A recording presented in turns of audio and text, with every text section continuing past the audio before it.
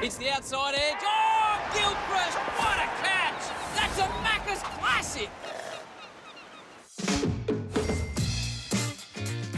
Gilly, there's an urban legend that surrounds you and a World Cup and a strange piece of sporting equipment. Fact or fiction? It's not an urban legend. It's squash ball you're talking about, The squash ball, is it true? It's true. I'd been training with a batting coach in Perth, an old fella by the name of Bob, legend.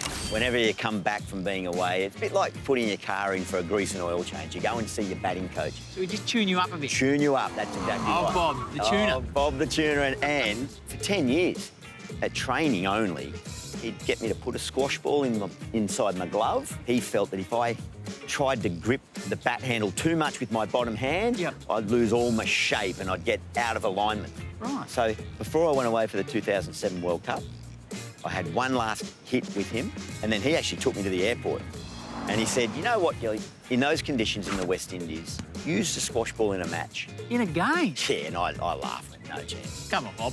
But his last comment was, when you get 100 in the final, prove to me you got it in there.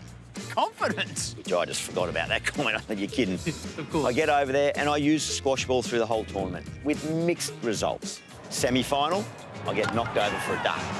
I'm walking off. I'm thinking, if we get to the final, I'm not using this squash ball. Squash ball's out. Yeah, it hasn't worked. We get through to the finals. We're batting first. Nervous. Like, oh, here we go. World Cup final. Starts raining. I'm sitting there thinking, I don't want to use up this mental energy while we're waiting for the rain to stop. So I sneak out the back. There's a gym out the back of the change room. So I just lie down and close my eyes and just relax, fall asleep. Before the World Cup final. Stone cold out of it. So you're pushing Z's out the back? I'm a big snorer too, mate. Don't worry about that. I'm woken by our fielding coach, an American. He comes in, Gilly, the umpires are going out, man. I wake up, run out there in a panic, grab my batting gloves, my bat, my helmet, and I look at the squash ball and I think, do I or don't I? So? I go with it, stuff it in there, walk out there, and bang, Haydos and I start having fun. Get to 90-odd, and then out of nowhere, almost like Yoda, the wise old Yoda, there's Bob. On your shoulder, Bobby. And I remember him going, prove to me you got the squash ball. I go, whack, hit it over the top. 100. One bounce, 100 in the World Cup final. And everyone thinks, what are you doing? Carrying on like a pork chop. And I run down in front of the cameras, hand going like that, just pointing. Yes, Bobby, back in your lounge room in Perth, I've got it in there.